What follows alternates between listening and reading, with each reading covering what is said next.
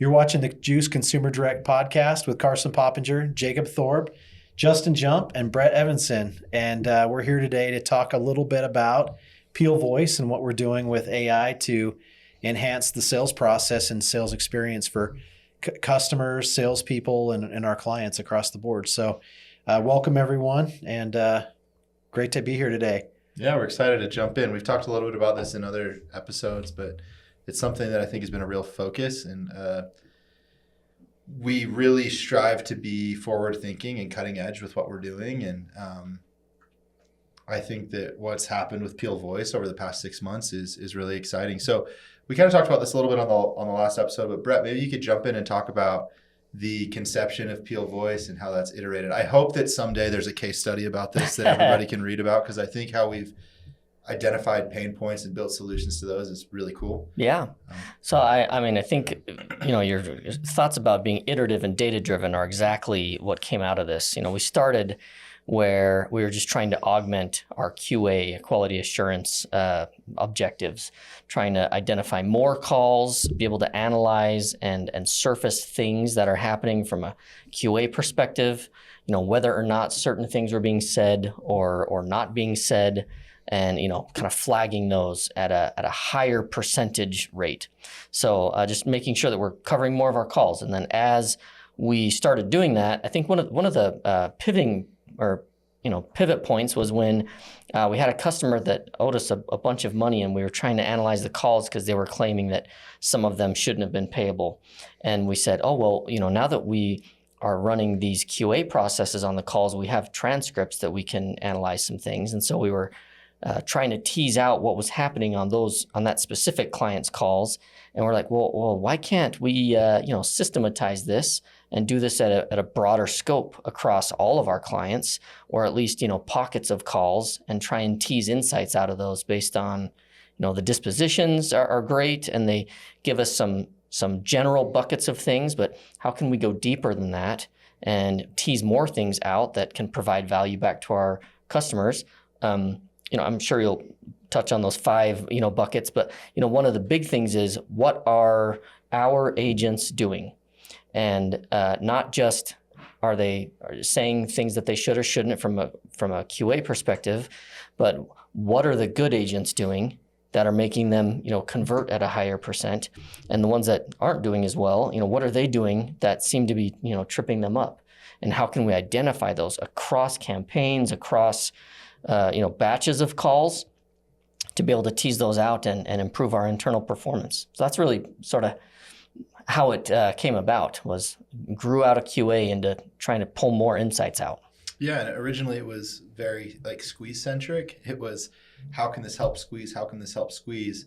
And based off the nature of the way that we work, we're a pay for performance company. So all of the services that we provide to our partners are based off of our performance, which means that if our partners don't perform off of the leads that our service creates, we don't have a partner anymore. They leave. So we kind of took it from being squeeze centric to sales enabling on the partner side. And this has been something that's been really exciting for me, is being able to tease out of the data insights that are valuable to our partner. So those are insights that are valuable to their marketing channels, quantitative data that's pulled out of these text transcriptions, these voice transcriptions, and additionally helping educate sales leaders and marketing leaders for our partners on what's happening on the sales end of the calls, what products they're pitching, are they attempting to overcome rebuttals. We even ran a report recently on when a call ends, how many of them have a next event scheduled, and how many of those are some vague, arbitrary, we'll follow up with you at some point. Those are really, really key core sales principles that every loan officer, every debt consultant, every salesperson should be adhering to. That's not what always happens, but our partners might not know that, because it's just a simple call outcome that they're grading that loan officer off of, or a disposition, or some metric that can be manipulated by a salesperson. Yeah. And, one thing we started teasing out in the last few months is if we transferred it over and the person on the other end gave us an identifier, whether that's their name or, sometimes loan officers will give you their whatever badge number or whatever that number is called. An MLS number. Yeah.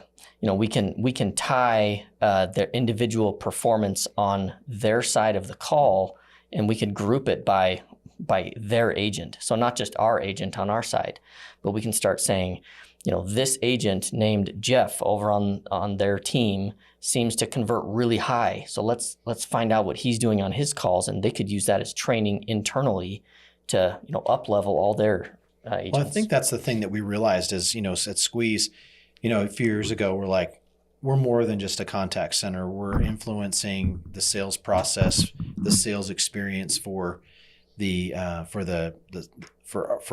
process that we're handling, for the customer and the experience that they're having on the phone with the sales process. We're influencing the sales agent that we're handing the call off to, and the sales process that they're going through, and then the client and company that we're working with, which is trying to transact business with the consumer, and all those things go into the complete sales experience, and that's really what we're doing here. And so this tool, Peel Voice, is allowing us to sort of up level that whole process, because it's integrated, and there's other people that are trying to build something similar, but the thing that we have is the whole sales process from A to Z. We have that call record and everything like that, and we can do all this deep analysis and to understand what can be done better, and how do we improve the sales process.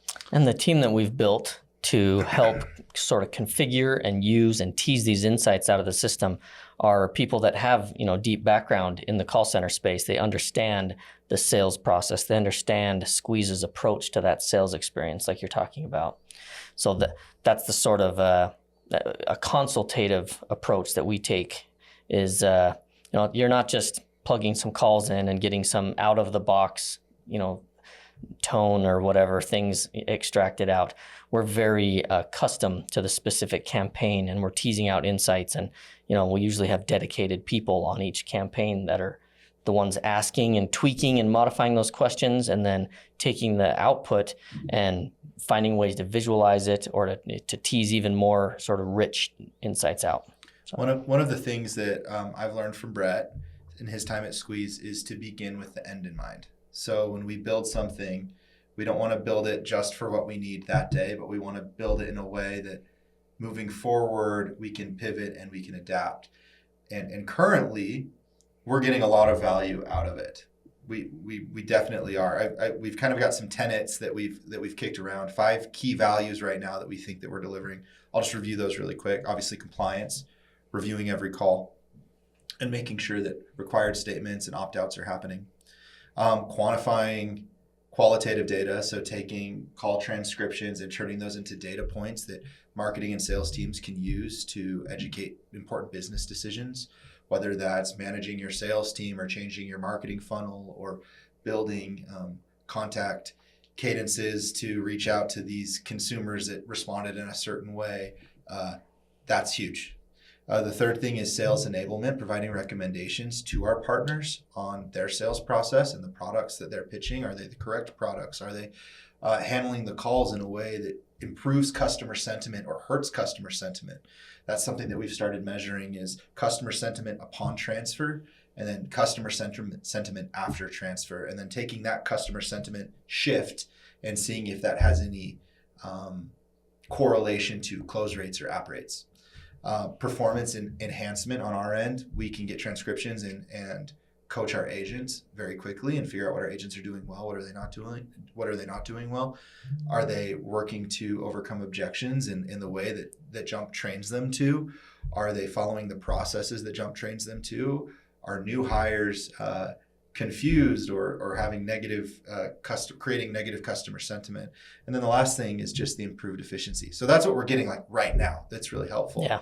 But we have a lot of ideas on how in the future this is going to look too. And the way that we've built it is such that we will be able to deliver new services based off of this. So API posts that will help create new marketing funnels and things like that will help our teams generate more leads and more volume for our partners. Customized demand generation, yeah. Yeah, exactly. And so Brett, could you talk a little bit about how you approached it? Because clearly, like, when we started, these 5 little tenets that we have were not the goal. Yeah. But because of the way that you approached the problem at the beginning, we've been able to add on these little features and these values that are helping our partners and listen to their feedback. Because oftentimes how this goes is I go to a partner and they say, hey, could you do this? Or I'm looking at the report and saying, Brett, have you considered doing this? And you're like, hey, we can do that. Can you talk us through that? Yeah, I think one of the main things that has enabled us to do that is sort of just a custom approach to building it. We're not leveraging an off-the-shelf platform to do this. We built this in-house. This is an asset that Squeeze has. So, there are other systems out there that will do sort of generic call analysis and give you feedback on what you should do. Most of them don't have a high level of customization, and they only have like certain integrations that make sense for them. And they might be tied to individual models or something like that. We took an approach where we were going to custom build it. We were going to leverage best of breed models and analysis engines and things like that. And as new ones come out, we can upgrade and shift to new ones without having to rebuild everything that we've done. So. OpenAI just released one of their new reasoning models, like O3 I think is the most recent one. Like we could test what we've got using their model, and that would work. So we're going to continuously be upgrading and testing the new models and the new analysis engines and find which ones are working better or not.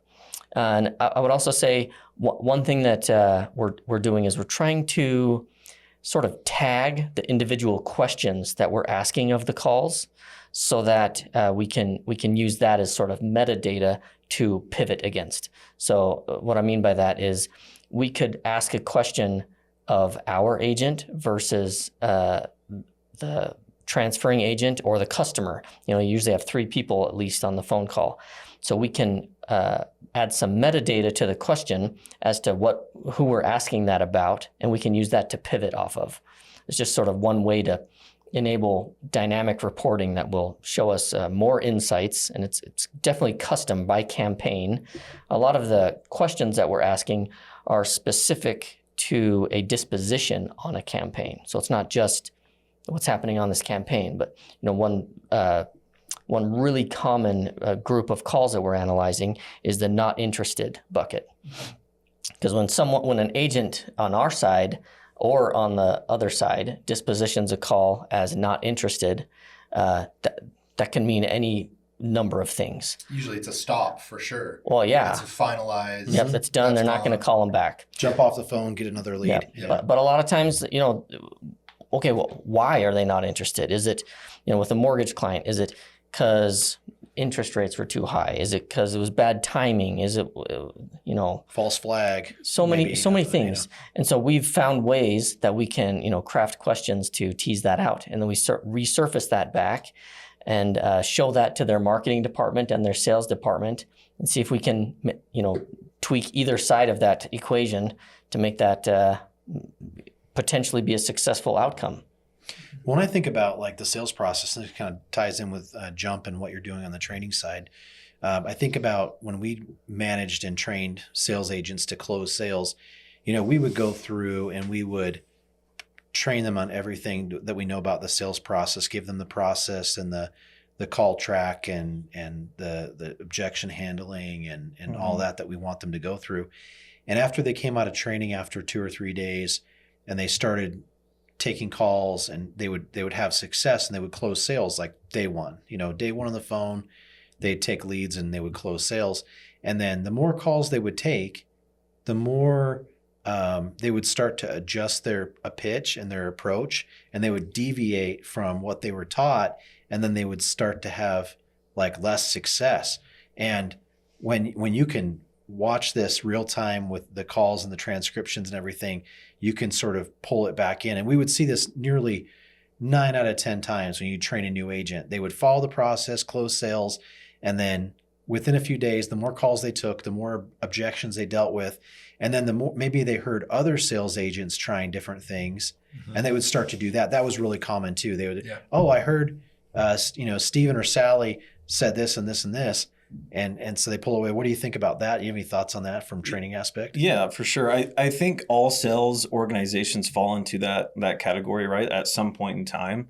And it's not easy to get out of. So having something like this where I feel like where Jake talks about these 5 different performance enhancing services that the PL actually provides, like that's incredible. Like generally you have to purchase those things individually in order to get all those, the 5 things you discussed, but having it all in one and being able to get the data all in one, it makes your job so much easier to be able to sit down with somebody and be able to say, here's the data, here's what we're recognizing, right? It takes your approach from having to sit there for 30 minutes and review phone calls and discuss, what potentially could be going wrong versus just looking at the data. So when you think about the future of Peel Voice, what does it look like? Like in 3 years, what is Peel Voice? Because 6 months ago, it was something completely different. And we've let the needs of our clients and the needs of our company dictate where that goes. Where do you think it's going to be in let's say 2 to 3 years? I think a lot more reports and data available directly to our clients in real time. Right now, we sort of have a lot more consulting and analysis that happens offline that we're in the process of systematizing and coding up so that it can sort of live in real time at people's fingertips. I think that's where we'll get, it won't even take 3 years, but I think that's going to be a change. And then I also think that right now it takes us a while to iterate a few times on batches of calls. And for the most part, our clients don't even really know what they want out of it. They're trying to get insights, right? And I think as we go through more iterations of this, we will have better results day one because we'll have a better idea of what questions to ask. And the models are going to get better. I mean, in 3 years. Yeah, I mean, the models are already really good. I don't feel like the models right now are the limitation. They will get better and they'll be able to have smarter brains, or they'll for sure get cheaper and faster. Mm-hmm. So that'll be something. But again, I don't think those are necessarily limiting factors for us right now.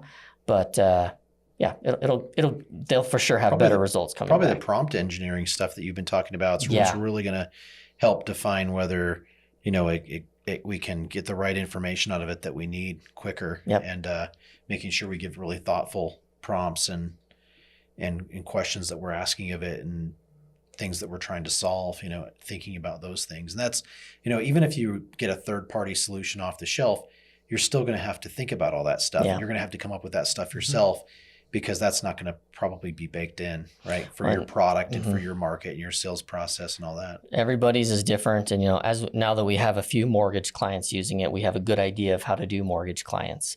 And we have, financial services. There'll be some other things there that we learn. And so there'll be some industry by industry things that we learn. But the way that we ask questions, our group of prompt engineers are getting really good at it. And so they'll spin up new industries and new campaigns quicker as time goes on.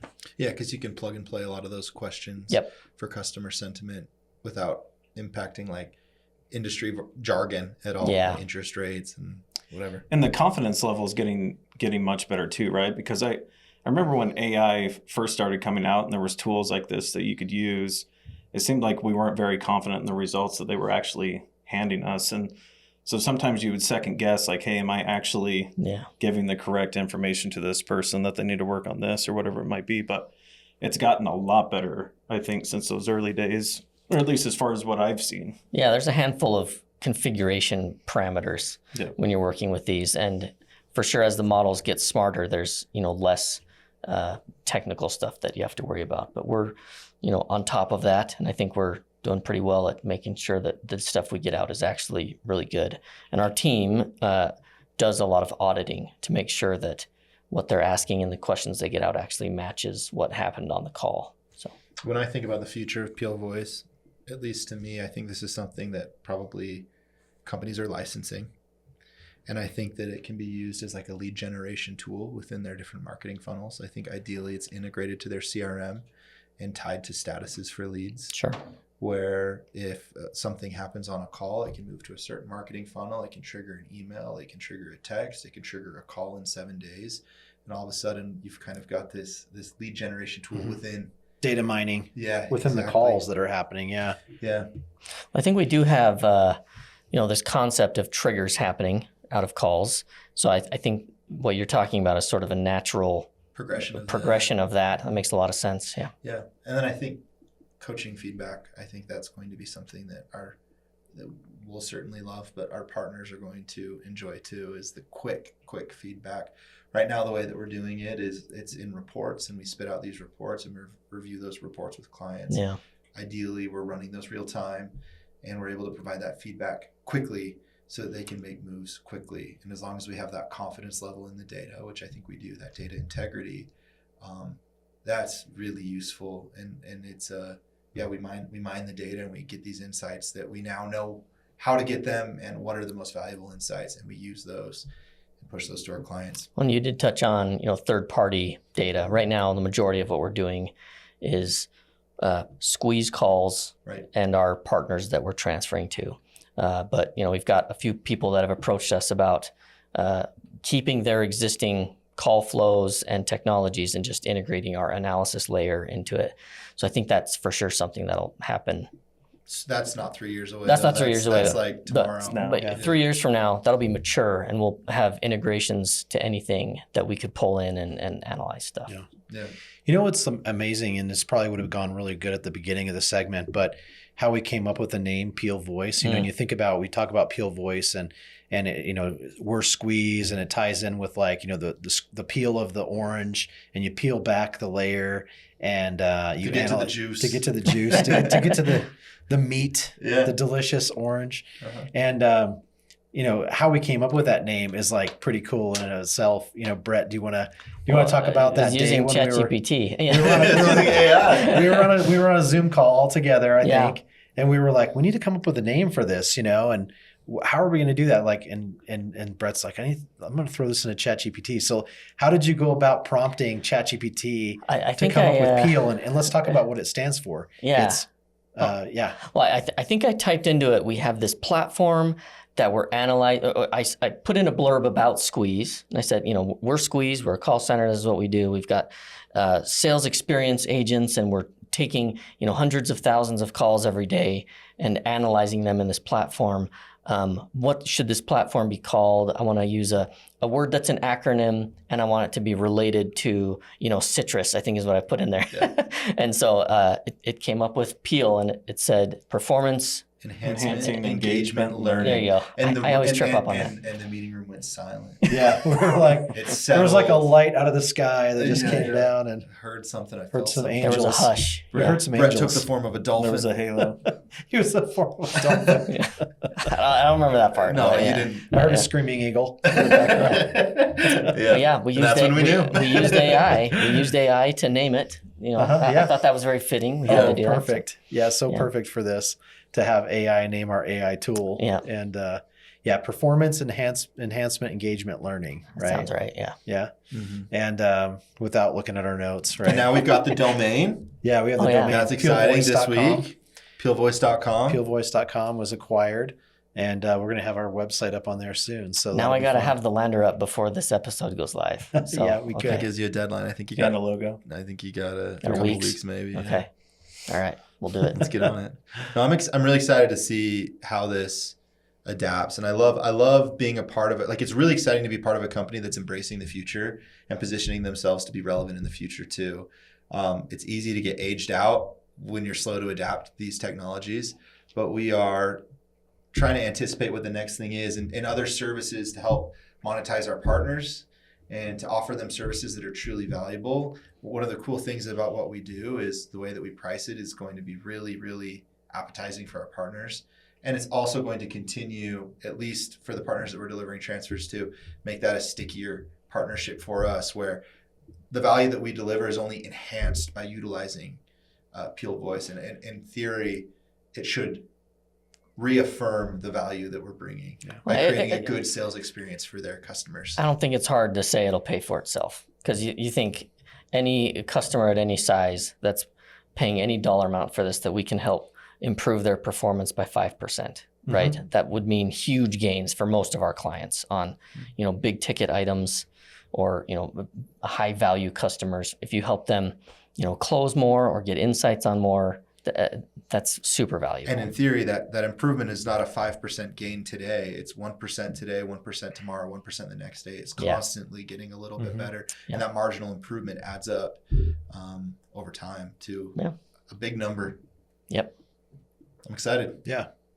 It's exciting to see this come together, and you guys have worked so well to get this brought together so quickly over the last really like 6 months is when this is sort of began. And it's exciting to see where it goes. Yeah, I remember we were in a meeting and Carson's like, I went at the beginning of the year. Like, I think Peel Voice is going to take off this year. And Carson's like, well, that could take some time. And Brett's like, I might be able to spin something up. Can make that move fast. Yeah. Make that move fast. And it's exciting to see that happen. Yeah, Credit to Brett and the team. We got such a great team and when we worked well together to solve these problems, like it's amazing what we can pull together. Well, I think that's an important point too about AI is like there still has to be a brain behind it. It's not just AI doesn't create itself, right? Yeah. It took a lot of work to get that up. So yeah, I've said this on other podcast episodes, but I feel like AI is not going to take your job. Someone using AI is going to take your job, right?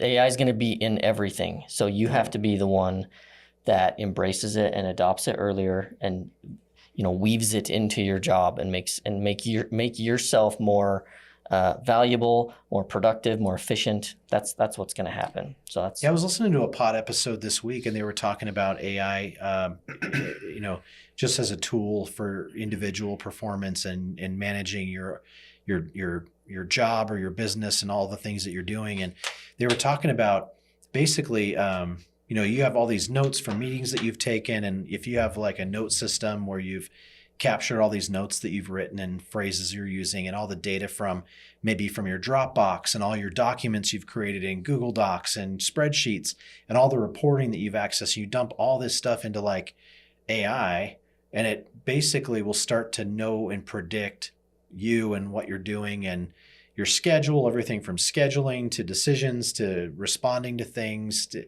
that's kind of an interesting and scary proposition to think That's about. what I was going to say. I don't know if I like that. Yeah. It's coming. I mean, you might not like it, But think about But I think it's already been happening and we haven't recognized it. I mean, even with our iPhones, right? Yeah. Like if you think about what it can do, it's doing those things already without us knowing that. there are really cool systems though that you can just tie in your Dropbox, your Google Drive, whatever, and it'll index it and have it ready at your fingertips. So you can type into an LLM like, I had a meeting once with this person. I don't remember their name, but they're with some company that does something, and it'll be able to find that. Well, So think about like for me, doing agreements and doing like insertion orders, being able to say, hey, I have a new client. These are their payment terms. This is their corporate address. Please create an MSA from this template and send it. Like that would save me so much time that's an because I have to easy go one. through and read. It's super easy, but I have to go through and read everything and QC it. It takes 20 minutes. Yeah, 20, 30 minutes. But if I could just get that and and you do 4 or 5 of those a week, and all of a sudden it adds up. I had a funny thing happen like a week ago. Every few weeks we have our garbage comes every week, right? And recycling comes every 2 weeks. And I'm always confused about which week it is. And like, I can't remember. Did I put the recycle out last week? Is it this week? Just do what your neighbors do. That's what I do. You'll I never be don't know. embarrassed. Or ask your wife. That doesn't always work. I've seen that before. It doesn't always work. But Especially when there's like a President's Day or Yeah. something that throws off. Oof. But I go on the web and I find the city, garbage recycling schedule, and I look and see, do I have to put the recycle out or not? And then like 2 weeks ago, I like looked at my calendar and it said garbage plus recycling was a calendar item in my calendar. And I was like, This was on his squeeze calendar, by the way, because I You saw saw that it? Carson had it in his calendar. I'm like, he's keeping track of garbage day in his squeeze calendar. so funny. Yeah. And I'm like, no way. I'm like, how in the world did this get on my calendar? And I was like, okay, this has to be AI or something like that. And I look at the calendar item and it had like this long, it had the item and then it had this long code in it. Mhm. And I was like, how did this get created in my calendar? I have no idea. Anyway, it was my wife Amy. She she The created ABI. the ABI. The ABI. Yeah, she created it and sent it, but I never received it. I never accepted it. It just like went right into my popped up. calendar. But Mm. anyway, that was pretty funny because I was almost thinking that my mind had like gelled with the internet and Yeah. Oh, created yeah. created my garbage schedule on my Yeah. calendar. But maybe soon that will happen. Well, my thought was like, this guy is so organized. There you go. That's what I was Yeah. thinking. It was just my wife wanting to make sure I don't forget to put that garbage out. Again, like last week. Yeah. That's me. As we get older, that's like the one thing we look forward to every week, right? Yeah, real Get life rid, private education. time. get rid of the trash. That's funny. That's awesome. It's been great. Yeah, great episode, guys. Thanks so much. Any closing thoughts? Why don't we do this? Since Brett is our resident AI genius, we'll start with Jacob and we'll just go across and we'll share our final Yeah. thoughts. That's pressure. I would just like to echo whatever it is that Brett says. I trust him completely. Mm. No, I think that I'm really excited to see what can happen when you embrace new trends and new technologies. And I also think that listening to your I went to business school, and one of the things that you learn in the program, I was in the entrepreneurship program, and one of the things that they constantly talk about is market research and validating your hypothesis. Like that is everything that I did was the validation of hypothesis. So you'll hear me talk about this when we're setting up campaigns. Like we test, we iterate, we see if it works. If it doesn't work, we pivot. I'm really proud of how the team has done that with the setup of Peel Voice, how we've listened to the customer, we've come together in a really collaborative way, and we've added features and services to make ourselves more valuable based off of direct customer feedback and direct customer needs. And I think there's a real value in listening to the customer and building technology in a way that supports the customer and solves a really big problem for them. So I'm excited to see how this continues to happen. If we can follow the trend that we've been following, I think that we're on a really good track to do some big things. Awesome. Yeah. And I think that, this is just so exciting to see us sort of make the evolution from contact center to sales experience, and then using the power of AI to enhance the sales experience. And, everything that we're about is about helping companies convert more leads into sales. And having a tool like this is really just so important, and making sure that you're following the best practices, that you're doing what you say you're doing and what you've trained everybody to do, and that you're following those so that you can understand, the little incremental improvements that can be made in the sales process, creating a better experience for the customer, creating a better experience for the salesperson, creating, helping make bigger paychecks and making companies even more successful than we already do. So that's what is really exciting to see that come to fruition.